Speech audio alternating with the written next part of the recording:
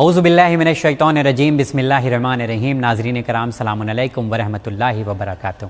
آپ تمام کا استقبال کرتا ہوں۔ اس وقت چینل وین کی ٹیم موجود ہے امام باڑہ سبطان آباد لکھنؤ میں۔ یہاں سے آپ اس نشریات کو دیکھ رہے ہیں۔ اس پروگرام میں آج جو ہم لوگ گفتگو کرنے والے ہیں وہ امام علی علیہ السلام کی عدالت کے حوالے سے بات کریں گے۔ آئیے اس موضوع پر بات کرنے کے لیے ہم استقبال کرتے ہیں جناب ڈاکٹر رضا عباس صاحب کا۔ السلام علیکم آغا۔ وعلیکم السلام۔ کیسے ہیں آپ؟ الحمدللہ۔ بہت شکریہ آپ کا، اس پروگرام میں آپ جڑے ہیں ہمارے ساتھ۔ شکریہ۔ ہم لوگ امام علی علیہ السلام کی عدالت کی جب بات کرتے ہیں ٹھیک ہے تو بہت ساری چیزیں، بہت ساری پہلو ہم لوگوں کے سامنے آتے ہیں۔ تو ان کی عدالت کے بارے میں لوگ کیوں بات کرتے ہیں؟ کس طرح کی عدالت تھی ان کی؟ بالکل، بہت اہم بات ہے۔ امیر المومنین کو شہید انصاف کہا جاتا ہے۔ شہید انصاف؟ بالکل، شہید یعنی انصاف کے لیے شہید ہونے والے شخصیت۔ تو یہ عدالت عام طور پہ جب عدالت کی بات آتی ہے تو حضرت علی کے فیصلے یاد آ جاتے ہیں، فیصلے یاد آ جاتے ہیں، جبکہ وہ بھی انتہائی حیرت انگیز فیصلے ہیں، اور اس میں جو ہے جو علم اور جو قانون کا درک نظر آتا ہے اس سے آج بھی پوری قومیں جو ہیں اس سے سبق لے رہی ہیں۔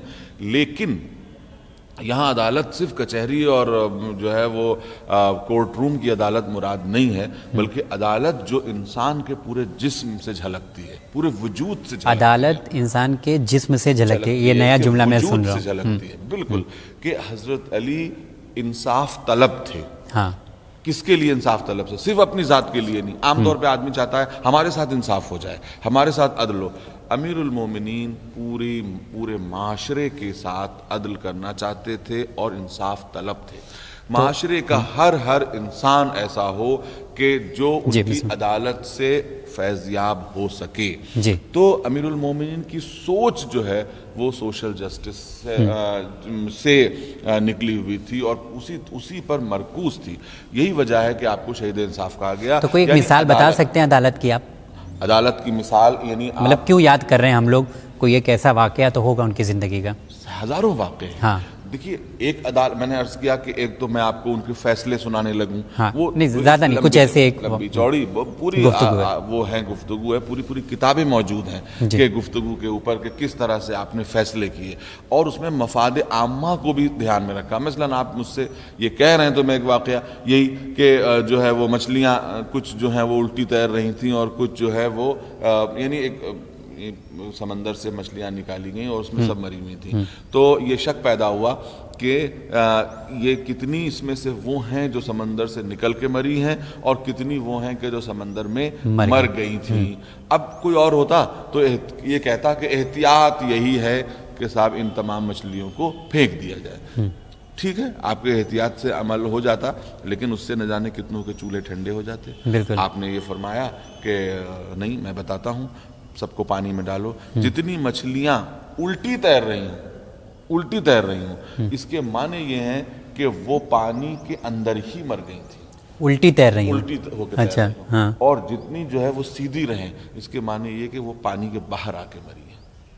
یہ کانسیپٹ یہ تو آج تک ہم لوگ بھی سوچتے ہیں، مارکیٹ میں اگر مچھلی مل رہی ہے تو اس پر یہ اپلائی کر سکتے ہیں۔ میں نے آپ سے عرض کیا کہ ایسے نہ جانے کتنے تولنے کے لیے کہ ایک بھاری دروازہ تھا کہ اس کو کیسے تولا جائے، تو آپ نے کہا کہ بھئی اس کو ناؤ پہ رکھو، جتنا جو ہے وہ دوری۔ اب آپ یہ دیکھیں کہ اتنی گریٹ سائنٹیفک تھیوریز کے اوپر، آرکیمیڈیز کی پرنسپل کے اوپر آپ نے بتایا جتنی ناؤ ڈوبے اس پہ نشان لگا لو، اور اس کے بعد وہ دروازہ ہٹا لو، اس میں پتھر ڈالو، جب اس نشان تک آ جائے تو بس ان پتھروں کو نکال کے تول لینا، جو ان پتھروں کا وزن ہوگا وہی اس دروازے کا وزن ہوگا۔ اور کریں آپ تو امیزنگ۔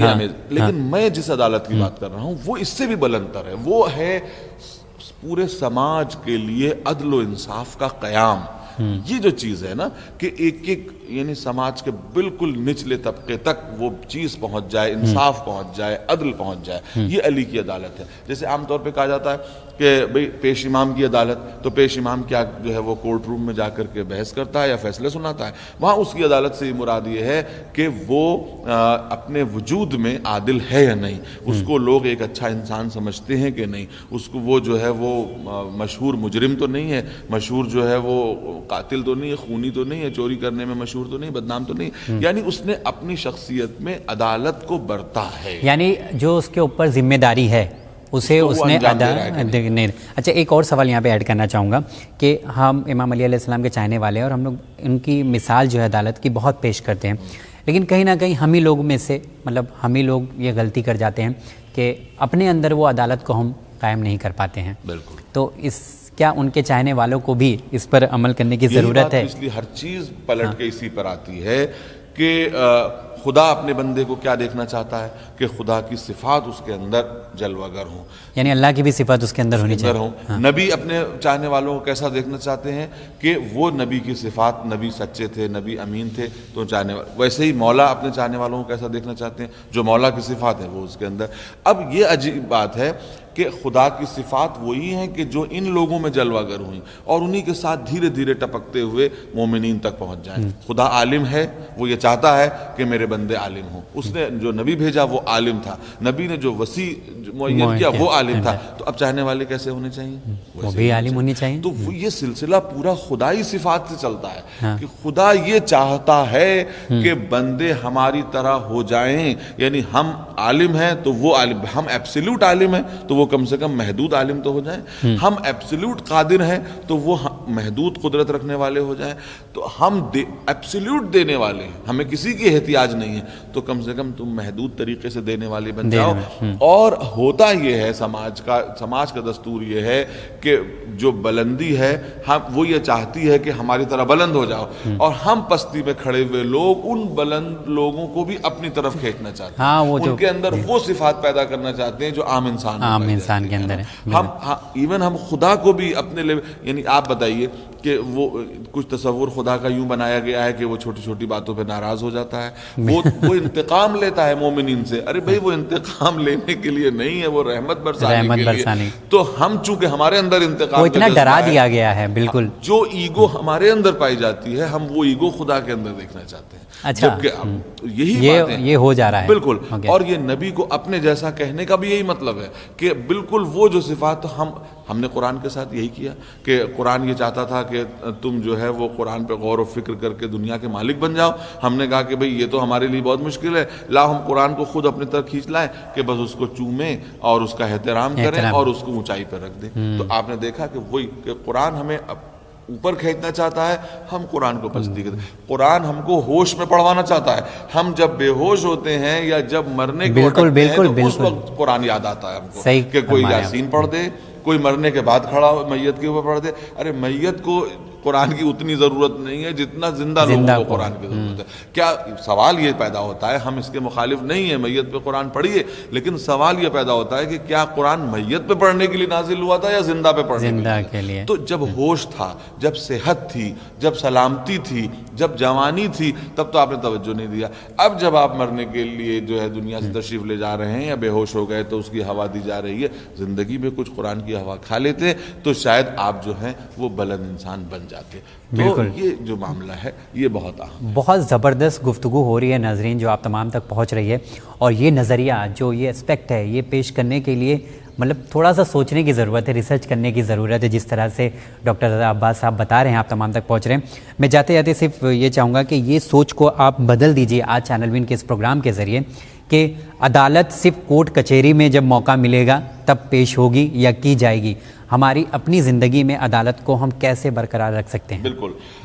بالکل یہ کورٹ کچہری کی عدالت تو ایک عدالت کا ایک محدود پہلو ہے. سب سے جو وائڈ پہلو یہ ہے کہ عدالت زندگی میں عدالت ہے نا, ہر چیز نقطۂ اعتدال پر ہو. عدالت انصاف سمجھ لیں آپ. انصاف, اپنی ذات کے ساتھ پہلے انصاف کیجئے, اپنے بچوں کے ساتھ انصاف کیجئے, سب کے ساتھ, اپنے بچوں کے ساتھ, اپنے اعزہ کے ساتھ, اپنے فیملی ممبر کے ساتھ, اپنے خاندان کے ساتھ, اپنے معاشرے کے ساتھ. اور ہر وائف بھی بول دیجئے, نہیں تو لوگ بولیں گے وائف کا ذکر نہیں. بالکل وائف فیملی میں شامل ہے, فیملی بغیر وائف کے کیسے ہو سکتی ہے؟ کسی نے اکثر کسی نے مجھ سے کہا کہ تم لوگ بات کرتے ہو تو ہمیشہ اولاد کی, والدین کی, اور وائف کی بات نہیں کوئی کرتا ہے. میں آپ کو صرف ایک بات پہ ختم کرنا چاہتا ہوں کہ کسی نے پوچھا کہ عدل, مولا سے سوال کیا کہ عدل اور احسان میں کیا بہتر ہے, ایہم الافضل العدل ام الجود, یعنی احسان اور عدل میں کون بہتر ہے؟ تو عام طور پہ عام انسان ہوتا تو وہ یہ کہتا کہ احسان بہتر ہے. ہم بھی یہی سمجھ رہے ہیں, آپ یہی سمجھ رہے ہیں, لیکن مولا نے فرمایا نہیں, عدل احسان سے بہتر ہے. اچھا, عدل احسان سے بہتر ہے. کیوں عدل احسان سے بہتر ہے؟ دلیلیں آپ نے دی ہیں، کوئی بھی بات مولا نے بغیر دلیل کے نہیں دی۔ آج ان کے ماننے والوں کو بھی یہ بات کرنا چاہیے کہ ہر چیز کو دلیل کے ساتھ قبول کرنا چاہیے۔ عام آدمی سمجھتا ہے کہ احسان بہت اہم ہے، مولا نے فرمایا کہ عدل احسان سے اوپر ہے، عدل کا مرتبہ اوپر ہے۔ دیکھیے 2-3 چیزیں میں آپ کو بتاتا ہوں۔ پہلی بات تو مولا نے یہ فرمایا کہ عدل کے احسان کے نتیجے میں کبھی کبھی چیزیں اپنی جگہ سے ہٹ جاتی ہیں، بالکل، عدل کے نتیجے میں چیزیں اپنی جگہ پہنچ جاتی ہیں۔ واہ، عدل دیکھیے احسان 1 2 3 یعنی انڈیویجولز کے ساتھ کیا جا سکتا ہے، بالکل، ایک کے ساتھ کریں گے، دو کے ساتھ کریں، لیکن عدل معاشرے پر کیا جاتا ہے، پورے معاشرے، بالکل، تو معاشرے پہ۔ اور اس سے اہم بات یہ ہے کہ مولا نے فرمایا کہ احسان میں احسان لینے والا یعنی احسان مند اور احسان کرنے والا، یہ دونوں ڈیفرنٹ الگ الگ پلیٹ فارم پہ ہوتے ہیں۔